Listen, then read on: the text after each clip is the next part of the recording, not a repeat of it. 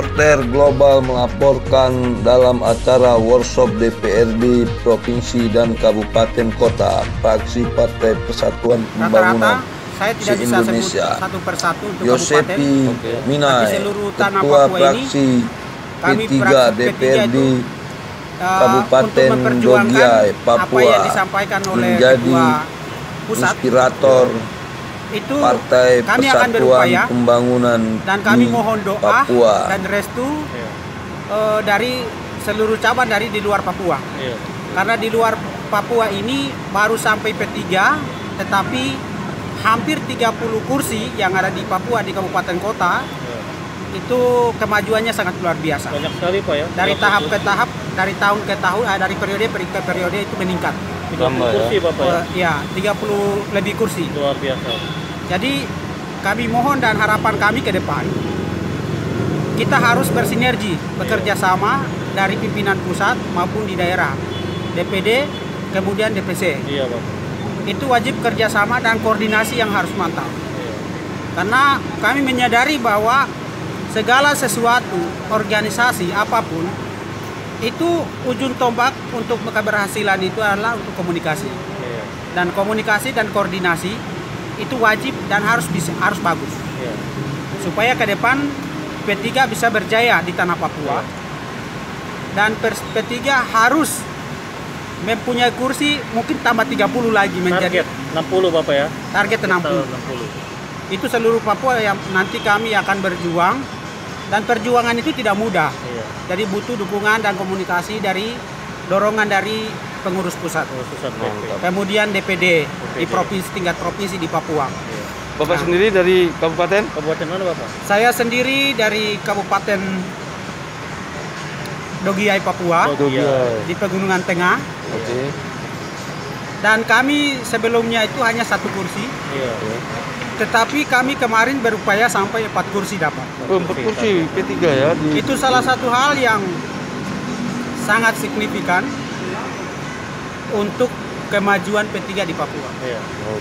Bang, apa strategi untuk menambah kursi nanti di Dogiai sini? Ke depan Bapak, dia tambah lagi jadi 60. Nanti kalau itu terjadi karena kinerja daripada kader dari partai P3. Disitulah yang akan menentukan. Ya. Nah, tetapi untuk teknis yang akan kami jalankan, tetap kita turun di lapangan.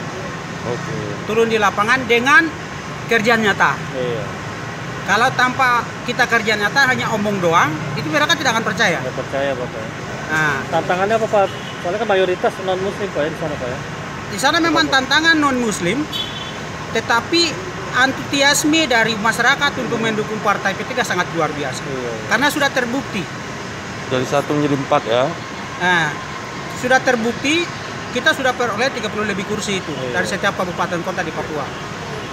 Nah, sekarang yang menjadi prioritas kami itu adalah kami harus turun dan bisa koordinasi dengan masyarakat di tempat.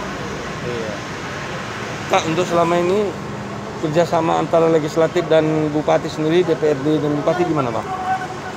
Saya jujur katakan, sejak saya menjabat 2 tahun, tidak pernah berkoordinasi dengan pemerintah daerah, dalam hal ini Bupati Kabupaten Dogiai. Soal ini sebenarnya tidak boleh terjadi. Karena di sana dikatakan di PP nomor 108 tahun 2000, di sana sudah dikatakan bahwa tentang tata cara persidangan dan tata cara LKPJ dengan perubahan. Itu dimuat di dalam, kalau tidak salah pasal 5 dan 6. Di sana sudah dikatakan bahwa kepala daerah harus berkoordinasi dengan anggota DPR atau lembaga legislatif yang ada di kabupaten. Bahkan sampai di presiden itu kan sudah ada prosedurnya, aturan yang sudah dimuat. Tapi kami di Dogiai tidak pernah terjadi untuk sidang anggaran. Nah, sidang anggaran tidak terjadi, maka tahun anggaran 2022 itu hanya ACC itu anggota dewan tertentu dengan ketua DPR tertentu, mereka bawa pengabsahan APBD 2020 itu.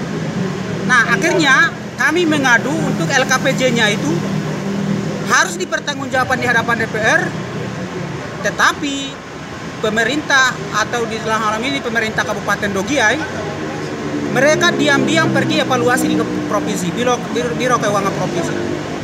Tetapi kami dari situ, kami undang 3 kali tidak jadi, maka kami melakukan interpelasi. Interpelasi dan hak angket. Itu dilakukan pada tanggal hari Minggu kemarin. Hari Minggu kemarin itu kami sudah melakukan itu, bukan hari Minggu, hari Jumat. Hari Kamis dan Jumat. Minggu kemarin itu kami lakukan, dan perjuangan kami bukan sampai di situ, tapi tetap kami akan berjuang sampai di tingkat provinsi. Karena kami menganggap bupati melakukan seperti itu, meskipun ada perbub atau meskipun ada undang-undang mendukung, tetapi dia mengingkari undang-undang tersebut. Sehingga apapun ceritanya, kami siap menerima risiko atas jabatan yang kami miliki. Karena selama ini tidak ada transparansi anggaran antara DPR dengan bupati. Nah, sehingga sementara kami masih proses APBD perubahan belum 2021. LKPJ 2020 belum. Nah, kami punya itikat baik yang biasanya bupati yang mencari DPR. Tetapi kami di Dogiai terbalik. Kami DPR mencari kepala daerahnya. Karena selama ini memang tanpa diketahui DPR banyak hal yang dilakukan. 100 miliar yang dana peminjaman untuk pembangunan Kabupaten Dogiai itu belum dimuat di dalam LKPJ. Kemudian dana COVID 36 miliar untuk tahun anggaran 2020. Masih ada Bapak itu? Ya. Anggaran masih ada kah? Anggarannya kami belum tahu, tapi di dalam LKPJ sudah terpakai habis. Waduh. Tapi bukti nyata di lapangan tidak pernah terjadi. Nah, ini hal baru dan pengalaman yang dilakukan, pengalaman yang kami alami di Kabupaten Dogiai. Tetapi kami percaya semua perjuangan, karena di situ di dua lembaga di setiap kabupaten kota itu kan ada 2 lembaga, eksekutif dan legislatif. Dan di situ fungsi pengawasan untuk legislatif punya itu anggaran, pengawasan dan legislasi. Dan sisi yang pengawasannya kami sedang jalan.